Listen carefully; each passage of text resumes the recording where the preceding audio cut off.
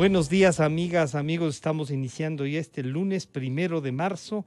Saludarles a todos, que este mes sea mejor. Iniciamos con frío y lluvia, pero bueno, que sea mejor, que la parte política vaya enrumbándose también. No va a ser fácil, pero tiene que irse enrumbando. El día de ayer comentábamos sobre la doctora Abarca y la doctora Guamán. Digamos, ¿cómo puede ser, ¿no es cierto?, dos personas investigadoras vinculadas en un momento difícil, con un alcalde que no sabe explicar, sino solo atacar, y que pueden terminar vinculadas en un tema tan vergonzoso? Y eso hay que aclararlo, y hay que aclararlo bien, no solo porque si no, las personas de bien no van a aceptar cargos. Claro, algunos dirán, pero también a quién le aceptan, ¿no? Y ahí tienen razón. Pero bueno, para iniciar esta mañana este diálogo y ver la coyuntura política electoral, hemos invitado al señor doctor Simón Pachano y al periodista y escritor Jorge Ortiz. A los dos les saludamos y les damos la bienvenida. Parecería que con el informe del Consejo Nacional Electoral, la definición total ya, aunque se mantiene la disputa, entre comillas, digámoslo, disputa, sembrando dudas, quizá pueda ser una estrategia de restar legitimidad, no al que está primero, sino al que está segundo. Pero claro, el análisis de si es que hay un fraude es en general en el proceso electoral, no es de uno hacia otro, como que el que está primero estaba fuera de toda duda y el proceso genera así. Entonces, al saludarle nuevamente a Jorge Ortiz, le diría, ¿cuál es esta lectura de lo que inicia ya la segunda vuelta electoral? Bienvenido, Jorge, buenos días. Muchas gracias, Francisco, por la invitación. Hola, Simón, buenos días. Yo diría que en Pachacútica hay una pelea interna muy fuerte que creo que se va agudizando con cada día que pasa, sobre todo a medida que se va acercando el Congreso de Pachacútica, en el que se decidirá el liderazgo. Y no es una lucha simplemente entre dos personas, el señor Isa y el señor Yacu Vargas. Pérez. El señor Jaime Vargas y el señor Yacu Pérez. Es una lucha entre dos formas de ver el partido, de ver el país, dos ideologías completamente distintas. Es evidente que Yacu Pérez adoptó durante la campaña una posición pragmática. Él claramente está defendiendo pues las posiciones básicas del indigenismo, pero además se ha tratado de convertir a Pachacutic en una organización política con intereses, con anhelos, con alcances pluriclasistas, que defiende, por ejemplo, los temas ecológicos con enorme pasión, con enorme dedicación. Todo lo contrario el señor Vargas. Él es uno de estos mariachis, de estos mariateguistas que están pues enardecidos por hacer una revolución socialista al estilo maoísta, al estilo de Pol Pot en la Kampuchea democrática del siglo pasado, en que mataron a nada menos que una tercera parte de la población, los Khmer Rouge, los Khmeres rojos del señor Pol Pot, que siguen la misma ideología que hoy siguen el señor Vargas y el señor Issa. Y entonces en ese conflicto creo yo que Yacu Pérez ha caído en la tentación, tonta tentación, innecesaria tentación, de entrar en un conflicto después de que es evidente que en el Consejo Nacional Electoral apenas pueden reclamar la irregularidad de unas pocas decenas de actas. El doctor Verde Soto creyó que el más creíble, al menos desde mi punto de vista, de los integrantes del Consejo Nacional Electoral, ha dicho que son 31. Esas 31 hay que revisarlas. Ok, terminada esa revisión, es evidente que en todo caso el señor Guillermo Lazo está segundo y Yacu Pérez está tercero. Yo creo que Yacu Pérez en esta pelea por apoderarse de Pachacutic está hipotecando su futuro nacional. A lo mejor gana Pachacutic, pero va a perder su influencia nacional, su futuro político a largo plazo. Y claro, lo que está haciendo pues es embarrando un proceso electoral, le está haciendo el juego que quieren el señor Issa y el señor Vargas, es decir, está favoreciendo al señor Arauz, que está ya en campaña prácticamente desde el 8 de febrero, que está recorriendo el país y el mundo gracias a los enormes recursos que tiene el correísmo. El domingo, Cuatro Pelagatos denunciaba que han contratado a una firma española, Neurona, la de ese siniestro señor Juan Carlos Monedero, por 20 millones de dólares. 20 millones de dólares para la campaña electoral. Si uno se pregunta un instante dónde salió esa plata, pues tiene que llegar a la conclusión de que la corrupción del gobierno de Correa no fue una leyenda urbana, fue un hecho real, diario, constante, sistemático, científicamente bien programado. Pero Jorge, Y ahí claro, también creo vale yo la que pena pensar y cómo justificarán ese contrato ante el Consejo Nacional Electoral, quién les va a vigilar. 20 millones de lejos está lo que cuestan las campañas y lo que está permitido, ¿no? lo desmentirán, dirán que sí, dirán que es falso. Esa es la estrategia de siempre, pues la sufrimos 10 años y medio durante el correísmo, ¿no? Había denuncias absolutamente concretas, coherentes, y las desmentían hasta las últimas consecuencias. No es cierto, es la prensa corrupta, es la reacción conservadora, es los enemigos de la revolución, es cualquier cosa.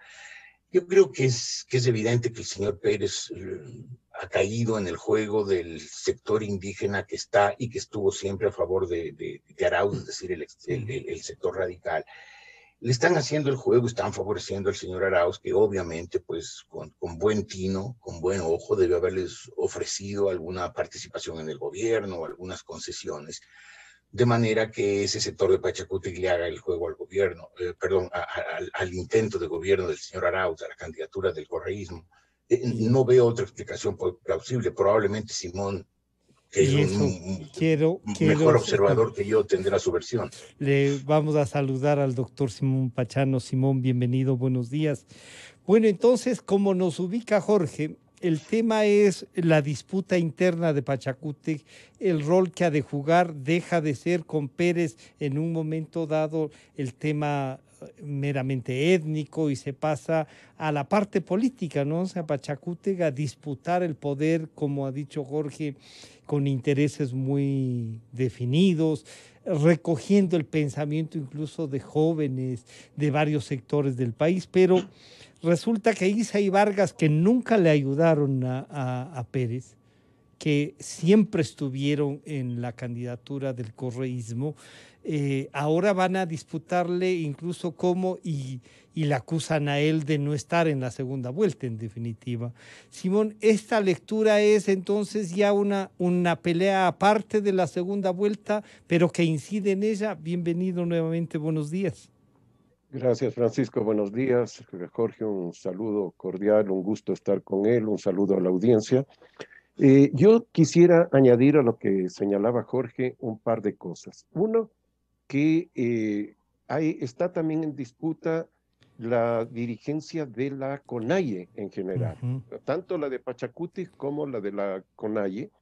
En la CONAIE hay digamos, hay un acuerdo, una modalidad establecida desde hace mucho tiempo, en que se alternan los dirigentes de la sierra y de la Amazonía. Se puede decir los quechuas y los shuar, ¿no? Para ponerlos en términos lingüísticos, digamos, ¿no? Ese acuerdo es el que rige y debería haberse producido ya las elecciones dentro de la CONAIE. Están prorrogado el mandato de los dirigentes actuales y parecería que el candidato a presidir la CONAIE, el candidato del señor Vargas, es el señor Issa y no es Yacu Pérez. Entonces ahí, digamos, tiene más, se fortalece el argumento que señalaba Jorge, porque es también esa disputa. Y que es una disputa además, como él ya muy bien lo señalaba, una disputa digamos, de percepciones y de modalidades de hacer la política muy distintas. La una es una política democrática, la de Yacu Pérez, y la otra es una política que instrumentaliza la democracia, pero para instaurar un régimen diferente. Entonces, Creo que eso es importante. Y el otro aspecto que me parece fundamental y que pone sobre Yacu Pérez una gran responsabilidad es que esta es la ocasión en que mejores resultados ha tenido un candidato propiamente indígena. Porque recordemos que la primera vez que se presenta Pachacuti a elecciones presidenciales fue en el año 1966, pero con una candidatura que no era propiamente de sus filas, era más bien apoyar a la candidatura de Freddy Ellertz, que llegan en tercer lugar y que tiene un 21%, 20,6%. Pues ¿no? Pero después de eso, vemos que todas las candidaturas presentadas por Pachacuti o apoyadas por Pachacuti tuvieron proporciones de votos mucho más bajas, ¿no? Incluyendo la de Luis Macas, dirigente histórico, la de Alberto Acosta, ¿no? Sí. Y en la última elección que apoyaron al general Paco Moncayo con apenas un 7%. Digamos, también ¿no? con el coronel Gutiérrez, ¿no? Que llegan. Y con Gutiérrez claro. que llegaron y que apenas tuvieron un 20%. Y creo que ese es el mayor error que tuvo Pachacuti. Eso causó una ruptura interna, casi le destrozó a Pachacuti, ¿no? Porque además estuvieron pocos meses en el gobierno, si bien ocuparon cargos importantes como el de Nina Pacari en la como Cancillería. canciller, ministro de Agricultura. Pero, claro. Claro, y varios cargos, ¿no? Incluso embajadores, pero creo que, bueno, eso fue un descalabro para Pachacuti, logra recuperarse ahora y tiene esta gran responsabilidad de convertirse en la tercera fuerza nacional política. Y con votaciones muy importantes en provincias en donde anteriormente no tenía presencia. Entonces, esto debería llevarle a Yacu Pérez y en general a Pachacuti, a la dirigencia de ese movimiento, a mirar de una manera muy responsable esta segunda vuelta. Porque se juega, por supuesto, el futuro del país, pero se juega también el futuro de ellos como movimiento político. En el mejor momento, insisto, el mejor momento que han tenido, no pueden desperdiciarlo, ya sea con malas alianzas o con decisiones equivocadas. Claro, y me parece que una decisión equivocada sería la de, por un lado, dejar en libertad, digamos así, a sus seguidores y no dar una guía cuando es, yo creo, prácticamente el único partido nacional o el único movimiento político nacional junto con el correísmo que puede dirigir el voto a sus seguidores. Sí podría tener. ¿No? O la otra opción, el apoyar a quienes les persiguió duramente, incluso encarcelándolos, reprimiéndolos, en fin, ¿no? Durante 10 años. Entonces creo que tienen una responsabilidad muy grande. Claro, Jorge, y se debate mucho entonces como se dice, ¿no? O sea, ¿será que Pérez y Hervas deciden salir mañana y dicen sí, vamos por la unidad y votemos por Lazo para enfrentar al correísmo, o si no, como suele hacer, por ejemplo, la izquierda democrática, dejar en libertad, no pronunciarse, aunque el jefe del bloque, el doctor Bacigalupo, ha dicho que él va a votar y va a pelear contra la corrupción y contra el correísmo, pero la izquierda democrática, el señor Hervas, también están calculando, el señor Pérez, si se les convoca a ellos, a Hervas y a Pérez, y no asisten, ¿usted cree que entonces todos esos votos tendrán la posibilidad de escoger entre ellos también entre los dos finalistas? ¿O ahí ve que la necesidad de que los dos se pronuncien, Jorge? Pero yo creo que lo responsable en términos históricos sería que se pronuncien. Esa posición por la cual usted se acordará, Francisco, a la izquierda democrática, los caricaturistas, Roque especialmente, Sí. pues lo graficaban con una avestruz Avestruz. metiendo la cabeza en la arena en medio de la tormenta. Pues creo que una posición de esas es la menos conveniente. Yo creo que parte del hundimiento de la izquierda democrática, que después de haber llegado a ser el primer partido nacional, desapareció en el anonimato y prácticamente no existía. Era un partido, si digo moribundo, creo que le doy el beneficio de la duda. A lo mejor se podría decir un partido muerto antes de la llegada del señor Hervas. Pues creo que en gran parte influyó eso, un partido que no tomaba decisiones, que siempre estaba al vaivén de cálculos electorales, por lo general chiquitos y por lo general equivocados. Yo creo que si la izquierda democrática vuelve a adoptar esa posición, volverá a repetir su pasado, es decir, un partido que va cayendo en la inexistencia. Hay que ver que la izquierda democrática no tiene esos votos. Ese 1,5 millones, digamos, en números redondos de votos que tuvo el señor Hervas, ciertamente son del señor Hervas, no son de la izquierda democrática. Cuando la doctora Vilma Andrade, que pues de pronto intentó asumir la portavocía de ese partido, sale a decir que la izquierda democrática no va a apoyar a ninguno de los dos. Yo creo que la izquierda democrática estaba recobrando su mal pasado, ese mal pasado de meter la cabeza en la arena como la avestruz. Además, la doctora Vilma Andrade creo que debe ser consciente de que ella no tuvo un solo voto, su partido no tuvo un solo voto, fueron todos votos del señor Hervas y debería ser el señor Hervas quien los decida. Yo creo que si bien el señor Hervas tiene que luchar contra la directiva vieja, anquilosada de su partido, que le dice, metamos otra vez la cabeza en la arena, yo creo que él ha hecho unos pronunciamientos bastante claros en contra del correísmo. Él, pues, si bien conoció el correísmo de cerca y según se ha denunciado, inclusive participó en algunas de esas misiones comerciales tan pomposas, tan suntuosas, tan caras que hacía Correa, pues, cuando viajaba al exterior. Él conoce el correísmo por dentro, sabe que es una fuerza en sí misma violenta, excluyente, corrompida, y que un regreso al correísmo a través del señor Arauz sería una catástrofe, una calamidad para el país. El señor Hervas lo sabe, lo ha dicho. Espero que él se imponga. Creo que sería lo lógico que él dijera, esos votos son míos. Yo soy en este momento la encarnación de la izquierda democrática. Los demás de la izquierda democrática en realidad no existen. La doctora Vilma Andrade no existe políticamente y por lo tanto el señor Hervas debería asumir el liderazgo de desafío, ese partido. el liderazgo de ese partido sin duda y decir, como lo ha dicho, pues que el regreso del correísmo sería una catástrofe para el Ecuador.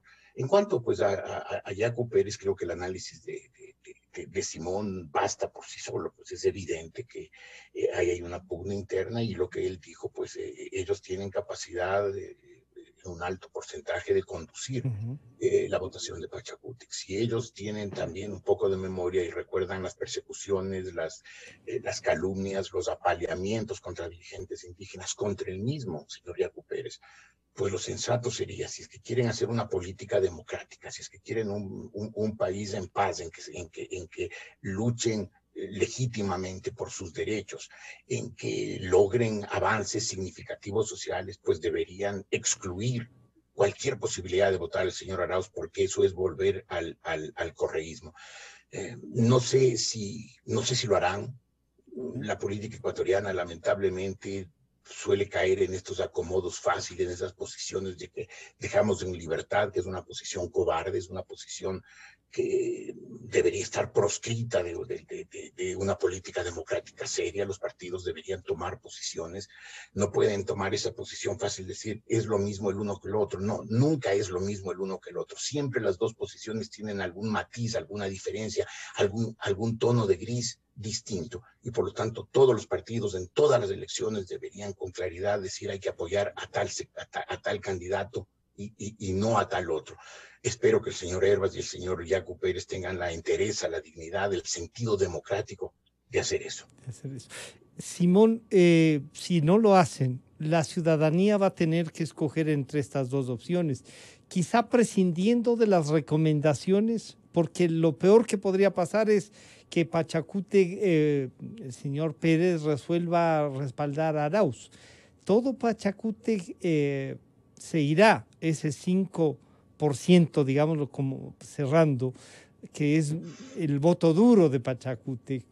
Y ese otro 15 que viene de otros sectores sociales que ha respaldado a Pérez, que ha visto que incluso le ha querido dar un impulso nacional de un partido donde se estén otros sectores también. Así se puede pensar ese respaldo y lo del señor Herbas, que si bien como Jorge dice es de un partido que no existía, son de él los votos y de mucha gente que ha ayudado a él y que llega a la asamblea, ¿no? Con él. Estas dos cosas, Simón, la ciudadanía, ¿cómo debería enfrentarla? Yo creo que hay diferencias grandes.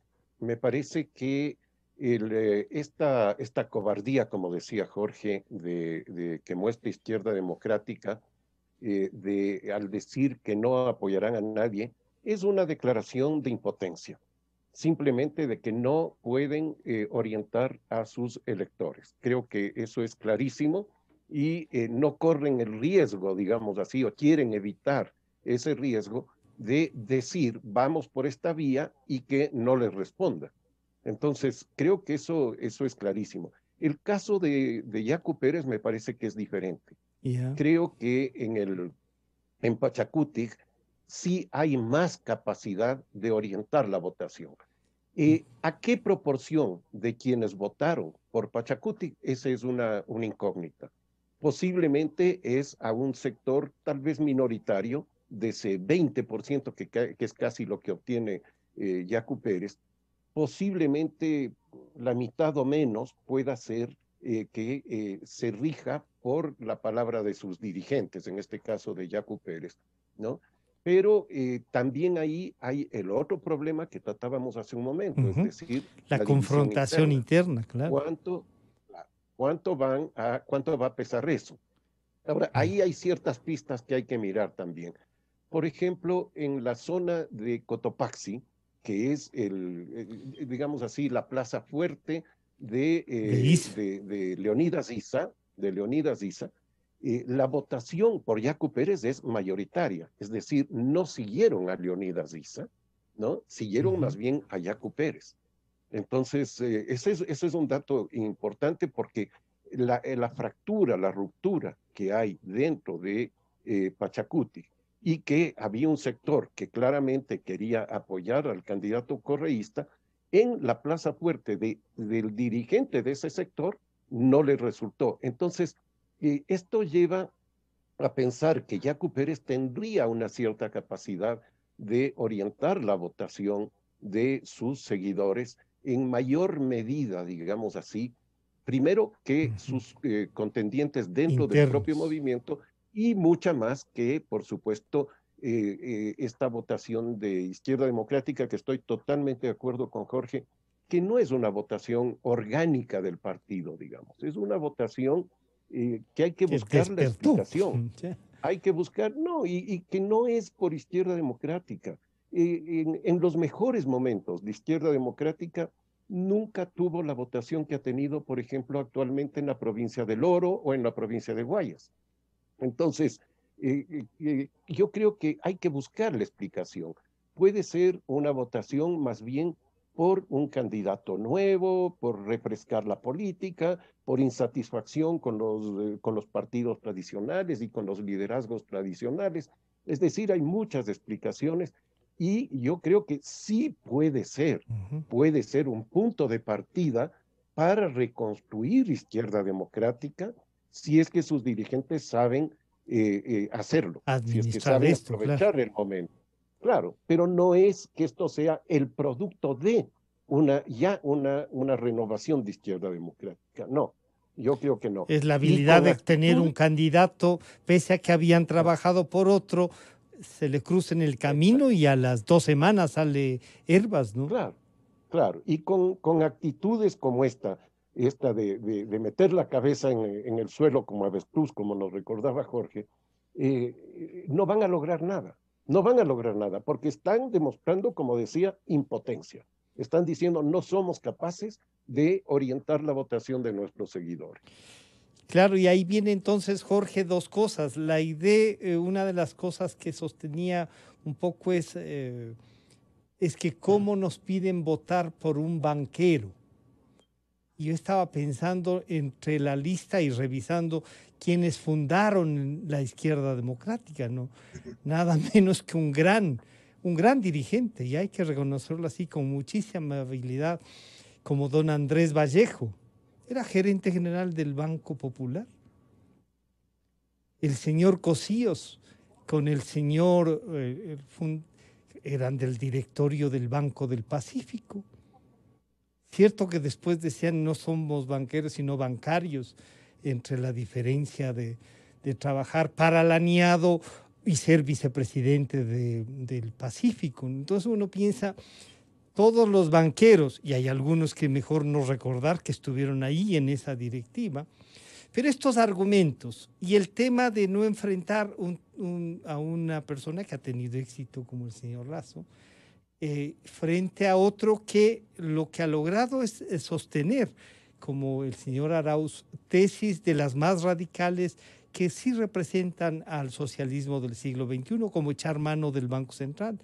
Entonces, ¿cómo entender estas posiciones? Lo de banquero tiene un gran peso y lo otro de funcionario de los 11 años de Correa y estar fuera un tiempito, ¿tiene otro peso, Jorge?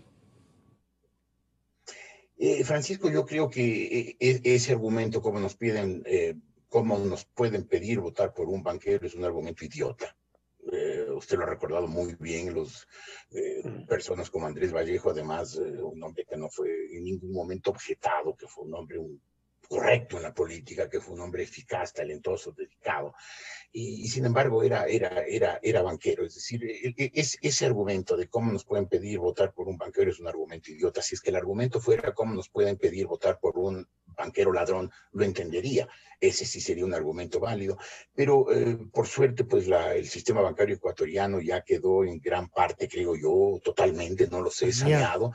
Después de la crisis de 1998 y 1999, los banqueros ladrones ya huyeron, algunos estuvieron presos. En todo caso, hasta donde yo sé, pues ninguno está involucrado hoy con la banca. Así es que ese argumento de que no hay que votar por un banquero es un argumento idiota que no merece ser considerado. Hay que recordar, por lo demás, que la izquierda democrática pues tuvo una actitud bastante pues negativa durante el gobierno de Correa.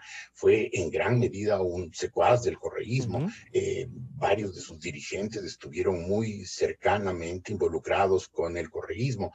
El mismo presidente Rodrigo Borja, que fue un gran presidente, fue un mal expresidente, es un mal expresidente, que durante los 10 años y medio del correísmo no dijo una sola palabra de la corrupción, de los abusos, de los atropellos, de todos los excesos que se cometieron durante el correísmo. Y un presidente de la República, un expresidente de la República, tiene una obligación con el país al que presidió. No puede decir, me he retirado, escribo una enciclopedia. Ese es un argumento insuficiente y el doctor Borja, sin duda, que es un hombre talentoso, lo sabe. Por lo demás, su mismo hermano fue uno de los más ministro, embajador, funcionales del correo. Lo movieron de aquí para allá durante 10 años y él pues fue 10 años una figura muy significativa del correísmo. Entonces la izquierda democrática incluso tiene un pasado que debería tratar de borrar con una decisión más clara. Ahora, en todo caso, yo sí creo que el señor Lasso tiene un papel que cumplir. Si el señor Lasso quiere llevarse los votos o parte de los votos del señor Pérez y los votos del señor Hervas, tiene que hacer de su parte. Creo que el señor Hervas, parte de su éxito no solamente fue haber encontrado un lenguaje con el que logró comunicarse con los jóvenes urbanos, de clase media, por lo general con niveles altos de educación, pero no solamente fue el lenguaje, fue también que de alguna manera, creo yo, el señor Hervas supo ocupar un espacio, algo así como el centro social. Yo no diría el centro progresista, porque creo que atribuir el progresismo a la izquierda es un error conceptual insuperable. Que nos robaron el tema. Además es falso, porque históricamente, pues si vemos lo que ha pasado en el mundo en los últimos 103 años, las posiciones de izquierda han sido todo lo contrario de progresistas, han sido más bien retardatarias, aunque sus planteamientos son de progreso, pues su práctica es más bien de retroceder a los sí. países a situaciones de pobreza. El señor Herbas ocupó un espacio, un centro social que estuvo vacante en esa polarización que se dio en el país entre la izquierda populista y tormentosa del correísmo y la derecha conservadora y clásica de Lasso. Pues evidentemente quedó un espacio y seguramente sin saber exactamente que eso era un centro social, pero hubo mucha gente que se sintió identificado con ciertos planteamientos del señor Herbas que precisamente iban a ocupar ese espacio. Hoy ese espacio sigue vacío y tiene que ocuparlo el señor Lasso. Evidentemente creo yo que el señor Herbas debería ayudarlo, él ha sido claro en sus críticas, que las conoce, que están fundamentadas sobre el abuso, el atropello, la corrupción que significa el correísmo. Pero además el señor Lasso tiene que hacer un esfuerzo significativo, También. no solamente por mejorar su lenguaje para llegar a los jóvenes, sino también hacer planteamientos, hacer análisis, hacer ofertas que lleven a llenar ese espacio del centro social, de un centro político que no es simplemente equidistancia cómoda, sino que ocupa un espacio significativo con propuestas. Y yo creo que ahí el señor Lasso tiene que atacar.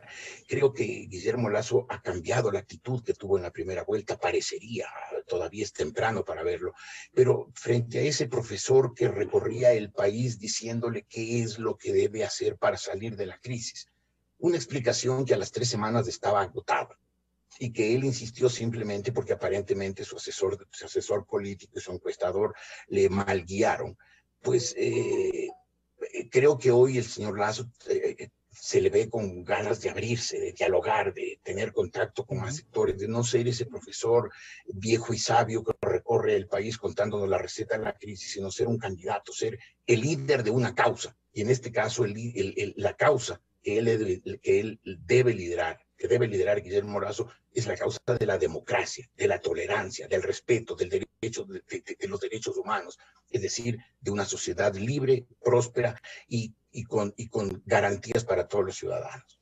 Claro, Simón, entonces el rol del candidato es también salir a buscar, no solo ver la declaración de los que han llegado tercero y cuarto, sino también ir como dice Jorge, en busca de por dónde pueden crecer tanto Lasso como Arauz. ¿Qué sectores podrían? Muchos dicen que ya en el caso de Arauz llegó a un tope, que el 66, dicen unos, el 68% los ecuatorianos, dicen otros, no votaría nunca más por el correísmo y claro, ahí dicen, eso es posible, entonces que se abran otros espacios, pero Jorge dice, un cambio ahí puede recoger los votos de Herbas y de Pérez. Por donde más podría crecer, en cambio, Arauz y también el propio Lasso, Simón. Antes de entrar Perdón, Simón, sí. siguiendo con lo que señalaba Jorge, yo creo que a Lasso se lo puede cuestionar por su conservadorismo, desde el punto de vista de un partido que se dice, digamos, progresista, de izquierda, de centro izquierda, como la izquierda democrática. Podrían cuestionarle desde el, digamos, por su conservadorismo, ¿no? No por ser banquero, que Yeah. es un absurdo Sí, eso, sí. ¿no? Eso no tiene nada que ver. Pero justamente si se le cuestiona por el conservadorismo, entren a tratar de que ese conservadorismo deje espacio más bien a posiciones más progresistas, a que se abra, etcétera, a partir de acuerdos con esa candidatura, ¿no es cierto? Y tratar precisamente de corregir ese aspecto que es el problemático. Ahora, en la pregunta, ¿de dónde pueden obtener votos las dos candidaturas que pasan a la segunda vuelta?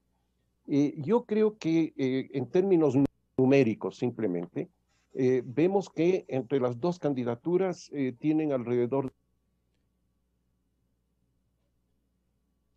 El micrófono, no sé, se nos está yendo la voz, Simón. Disculpa, Simón, se nos estaba yendo el audio. La imagen está muy bien, pero el audio se nos estaba yendo. Vamos a intentar entonces una llamada telefónica para mantener también la imagen y el audio, porque en provincias también nos siguen. Jorge, no sé si para ayudarnos, además, para entender esto, los sectores que pueden acudir en cambio a la otra candidatura, además de estos que hemos dicho podría recurrir el señor Lasso, ¿cuáles serían a su criterio? Tampoco, no. Son los dos, son nuestros dos invitados los que tienen problema. Me daban una explicación de que cuando llueve mucho y se mantienen las nubes, hay algunos problemas en esto de la tecnología, ¿no? Y claro, esta forma de trabajar ya casi al año de la pandemia nos trae dificultades en cuanto a la comunicación, pero sí, ha sido también un gran instrumento para poder conversar, poder iniciar. Jorge, ahora sí estamos nuevamente con audio. Muchas gracias. Simón. Simón ya está. Gracias, Simón y Jorge. Mil disculpas, son temas de la tecnología. Simón. Sí, a ver, yo decía, por un lado está el tema, si se quiere, ideológico. Ahí hay un electorado al que tienen que dirigirse las dos candidaturas, finalistas. Segundo, un tema de valores, un tema en donde están todos los temas de aborto, de opciones sexuales, etcétera, etcétera, ¿no? Pero hay también un tercer tema, que es de carácter regional, que vuelve a aparecer en esta elección después de un buen tiempo que había estado marginado. Es decir, la diferencia, por ejemplo, Sierra Costa, que creo que es fundamental también en términos de entender la votación. Por ejemplo, la votación de Manabí, ¿no? Que creo que es en donde le da el triunfo precisamente a Andrés Arauz. Él obtiene más del 50% en Manabí, por lo tanto, esa va a ser su plaza fuerte. Y va a ser también la provincia en donde la otra candidatura debe tener mayor control electoral. Yo creo que eso es también un elemento. Entonces, por lo menos estos tres aspectos, ideológico, valores y regional, son en donde deben poner atención las dos candidaturas para saber de dónde obtienen los votos y qué tipo de votos son y qué mensaje, en fin, ¿no?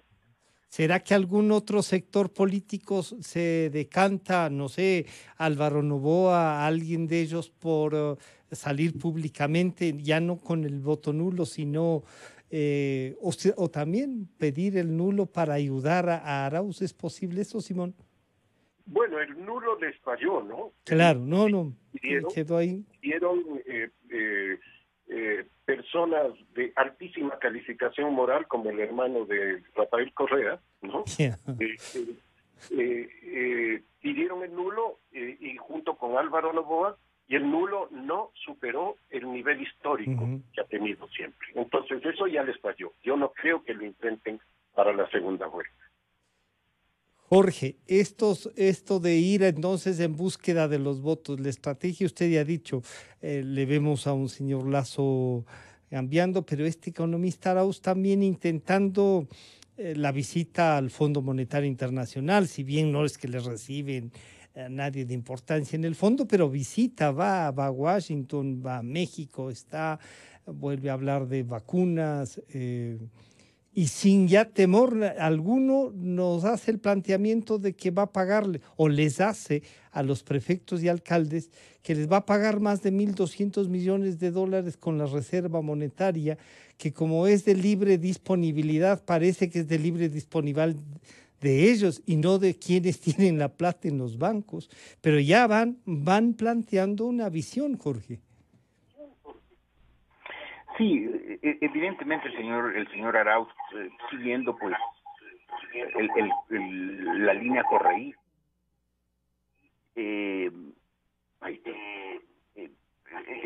se ha decantado por el populismo más atroz, por el populismo más feroz. Es decir, no solamente ofrece los $1.000 a 1 millón de personas, que es una oferta pues que ya se ha demostrado que lo único que haría es debilitar gravísimamente la dolarización y dejarla pues al borde del abismo, sino que ahora está haciendo esas ofertas, les va a pagar todo a los alcaldes, a los prefectos, va a ir al Fondo Monetario Internacional, va a conseguir más dinero, va a traer vacunas, es decir, una cantidad de ofertas que están bien para quienes se las puedan creer. Lamentablemente hay un 32% del electorado que se cree cualquier cosa que digan los correístas, incluso los mayores disparates. Ahora, habrá que ver qué pasa con el otro 68%, el 68% que ya no votó por el correísmo. En todo caso, hay que reconocerle a Rafael Correa que tuvo una buena intuición en el momento que no puso de candidato presidencial a ninguno de los notables de esa camarilla, no puso a ninguna de las personas que fueron relevantes, visibles durante el gobierno de Correa. Porque digo que tuvo una buena intuición, porque es evidente que cualquiera de esas personas, la señora Rivadeneira, la señora Quiñaga, el tenebroso señor Yalc, el señor Patiño, pues se llevaban el mismo porcentaje de rechazo en la ciudadanía que tiene el señor Correa, que es de un 58-60% de gente que dice no con el correísmo, jamás con el correísmo, no otra vez. Cualquiera de ellos hubiera llevado ese mismo rechazo. Arauz pues era un funcionario de segundo o de tercer nivel, sin ninguna relevancia, sin ninguna presencia, sin ninguna visibilidad, y por lo tanto pues es posible que él no se lleve ese 60% de rechazo o algo más que tiene el correísmo, sino que tenga un rechazo menor. De hecho, hay encuestas que así lo dicen, y me parece que la estrategia del correísmo para la segunda vuelta, esta estrategia de sacarlo un poco de visibilidad al señor Correa, que el señor Arauz diga una y otra vez y repita que él va a hacer su propia campaña, que esta vez no va a depender tanto de Correa, que además tome posiciones diferenciándose del correísmo, diciendo que él sería un poco más tolerante o menos intolerante que Correa, acercándose al Fondo Monetario Internacional. Es para eso, para que ese 60 o algo más de rechazo que tiene Correa no le llegue íntegramente a él, sino que le disminuye el rechazo a gente que engañadamente pueda creer que Arauz no es Correa y por lo tanto no va a haber los excesos, los abusos, la intolerancia, la intemperancia de Correa. Y me parece que va demagógicamente, pero va por el camino correcto. Está tratando de conseguir votación que no es correísta, votación fuera del correísmo, votación de gente que votó por Pachacuti, que votó por el señor Herbas, que votó por los otros candidatos menores que hubo, que fueron pues 13 más, descontando los 3 primeros. Me parece que él va por el camino correcto. Yo creo que ese es el camino por el que tiene que ir también Guillermo Lasso, pero creo que si bien Guillermo Lasso fue un muy mal candidato en la primera vuelta, con un muy mal asesoramiento de imagen y con muy mal manejo de encuestas, creo yo que él tiene que salir a ser un candidato distinto y tiene mejores opciones, porque es más creíble que él hable de democracia, de tolerancia, de defensa de la dolarización que Arauz, ¿no? Es poco creíble lo de Arauz. Ahora, lamentablemente en el Ecuador hay un alto porcentaje de gente poco informada, que puede en realidad creer que Arauz es distinto de Correa y que puede tragarse el cuento de que un banquero de por sí es malo. Evidentemente ni lo uno ni lo otro es cierto, ni Arauz es diferente de Correa, ni un banquero es intrínsecamente malo. Pero claro, insisto, dependerá de los candidatos. Arauz creo que va en la buena senda tratando de diferenciarse de Correa. Y Lasso creo que está tratando de ir por la buena senda, dejando de ser ese candidato aburrido, que es, con toda su experiencia, él iba contando al país cuál es la solución a la crisis económica de este país, pero que no era el abanderado de una causa. Yo creo que Guillermo Lasso tiene para esta segunda vuelta el reto inevitable de convertirse en el abanderado de una causa. Y si lo hace, ganará la elección. Si no lo hace, la perderá y la perderá largamente. Claro, y entonces ahí, Simón, si es que hay estas dos posibilidades, la ciudadanía va a tener que jugar un rol también, que escoge, porque si bien lo que Jorge nos dice es, tenemos un candidato que puede resultar aburrido, que puede ser esto, pero que no hay duda de que en sus últimas 3 campañas, incluida esta de la primera vuelta, ha sido uno de los que ha dado la pelea, estuvo en el 17, casi en la presidencia de la República, ¿no? Enfrentando al correísmo. Y eso uno piensa en otros candidatos de otras partes del mundo que no son necesariamente los más populares y que resulta que sí sintonizan con lo que la ciudadanía quiere tener como presidente y como proyecto político de país, ¿no? Se me venía, por ejemplo, el señor Rajoy. Decían, oigan, a Mariano Rajoy, la verdad es que hasta los chistes de él parecen ladrillazos, ¿no? Pero ahí está, y salía adelante. Y claro, en cambio, este otro señor que busca descuadrarse, parece que entonces la primera vuelta vamos al voto duro del correísmo, la segunda busquemos hacer un TikTok distinto para que no nos busquen. ¿Cómo entonces enfrentar esto que puede ser un engaño la propuesta del uno y cómo popularizar esta otra, Simón?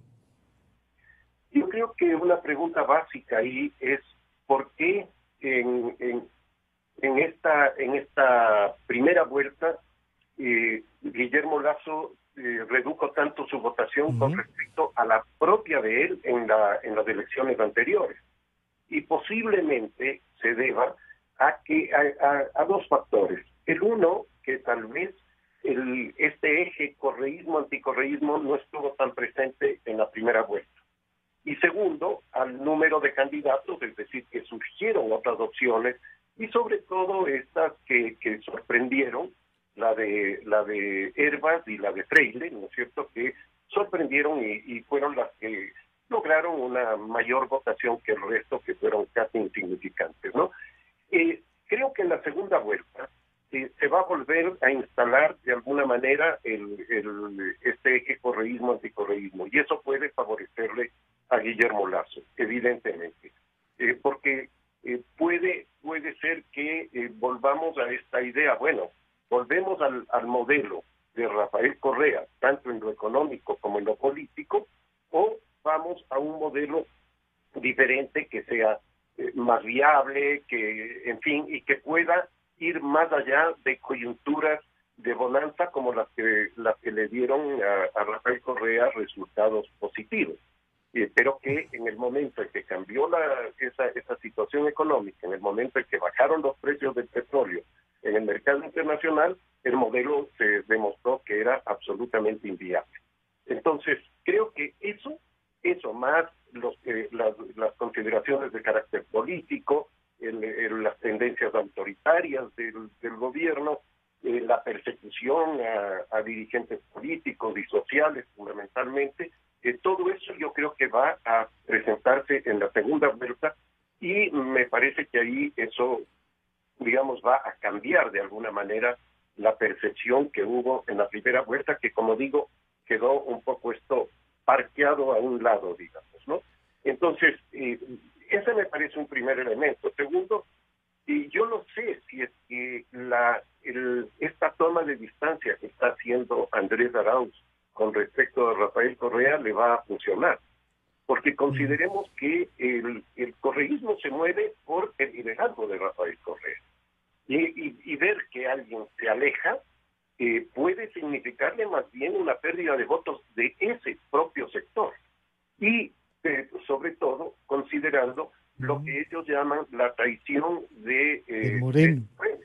Es decir, que pueda haber una situación relativamente similar, pueden verle con desconfianza a Andrés Arauz. Entonces, no sé hasta qué punto le pueda significar a él un triunfo o algo positivo el alejarse tanto de Rafael Correa. Les voy a pedir entonces a los dos para en esta ronda y este diálogo que generosamente ustedes nos brindan, es si es que la batalla va a ser desde Pachacuti y el señor Pérez, no decir cómo respaldo a alguien que me ha quitado el segundo puesto y van a insistir en el fraude, con lo cual es una estrategia para no pronunciarse por quién van a votar en la segunda vuelta y más bien un instrumento para desgastar al candidato Lasso y no a Arauz, porque a Arauz no le ha afectado el fraude.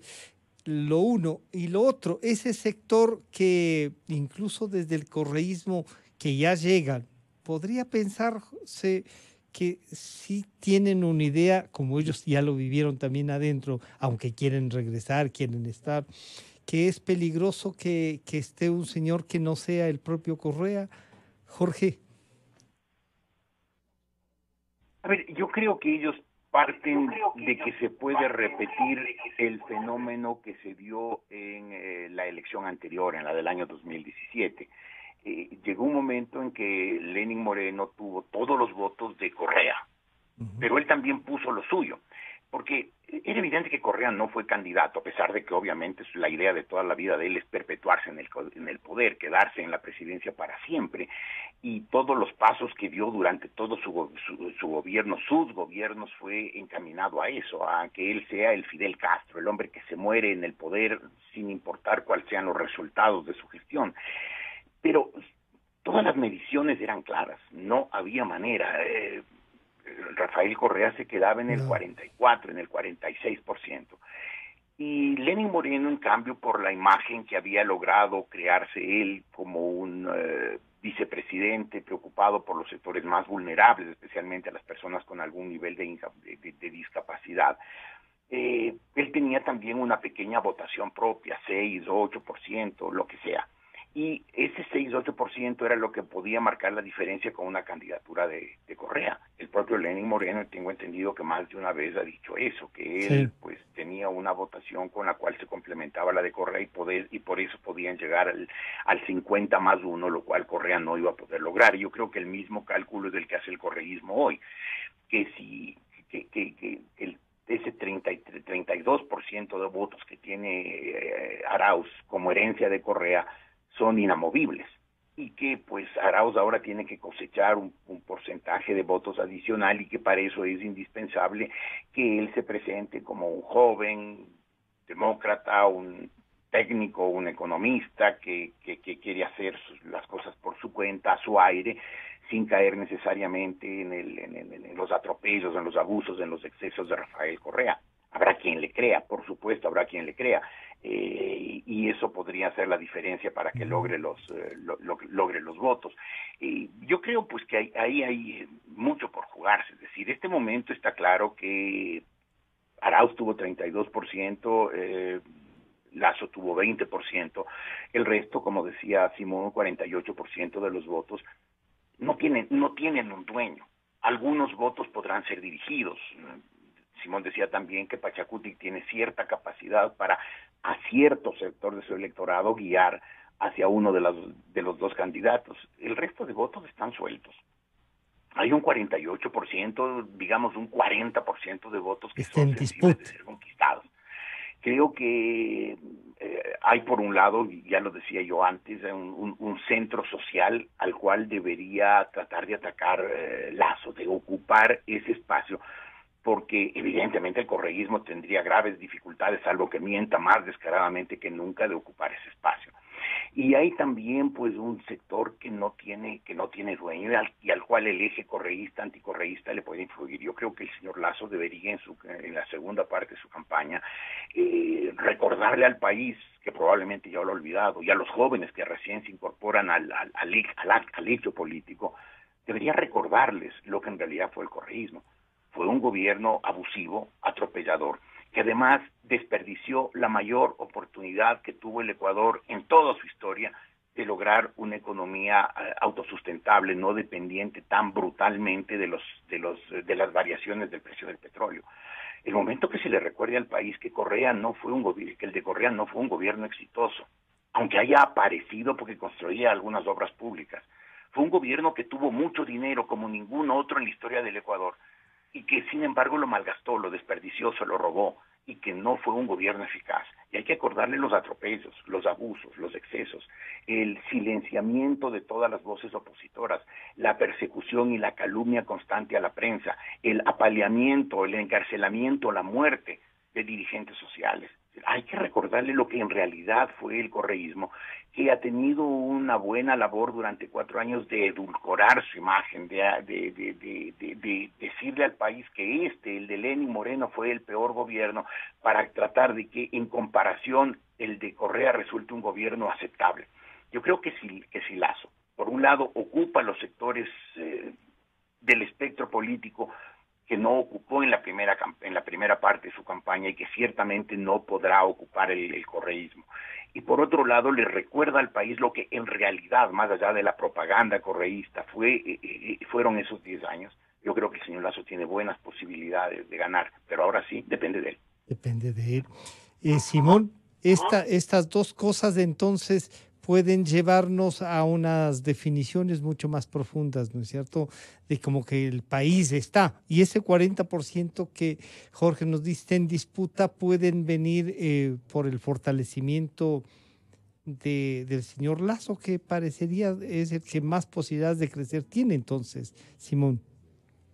Sí, sí, por supuesto. Yo creo que él tiene más posibilidades de crecer por precisamente esta conformación que hemos conversado hoy, de un fuerte anticorreísmo, de los temores a una inestabilidad económica, los anuncios que ha hecho Andrés Arauz sobre el manejo económico son realmente preocupantes. Por ejemplo, el uso de las reservas del Banco Central, que podrían poner en riesgo toda la economía del país, y por supuesto, dentro de eso, la dolarización. Entonces, creo que ese tipo de elementos pueden inclinar la votación en su contra, digamos, ¿no? Luego, me parece que, volviendo un poco al tema de Yacu Pérez, sí, y su capacidad o no de endoso, yo creo que él debería dejar muy pronto este tema del fraude. Creo que le hace daño a él, porque sus propias bases, o una parte de ellas, me habían dicho que ya no.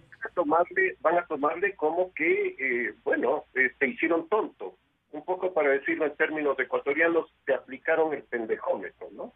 Y por lo tanto va a desprestigiarle a él, va a darle una imagen de una persona a la que puede ser engañada, y eso no le conviene para el conflicto interno del que hablábamos hace un momento dentro de Pachacuti y de la CONAI.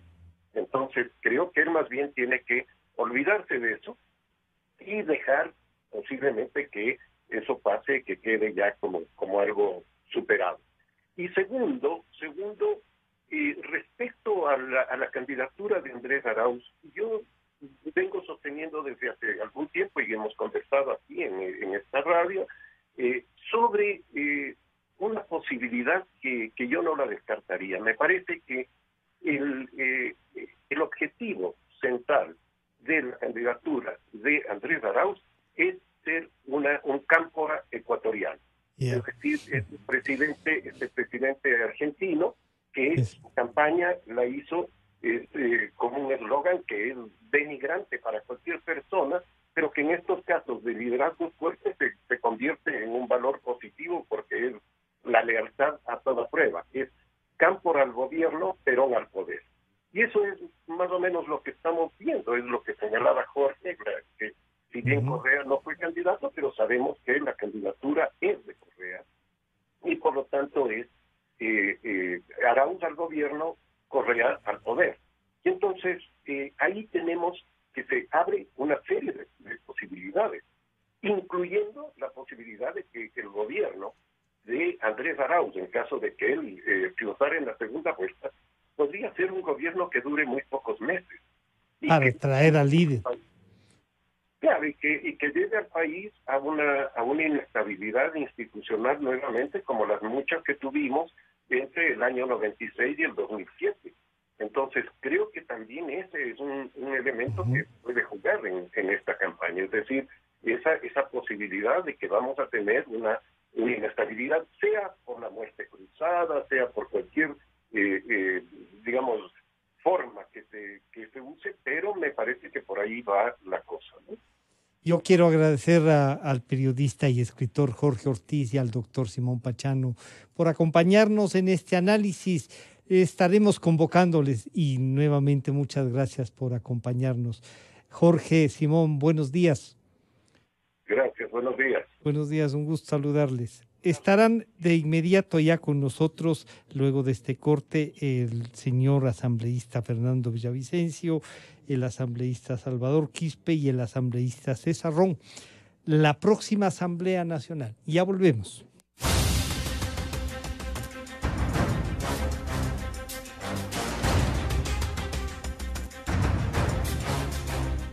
La revista de Opinión Democracia agradece a las siguientes marcas. Inicio de espacio promocional y publicitario. Si los políticos no se unen, nos unimos nosotros.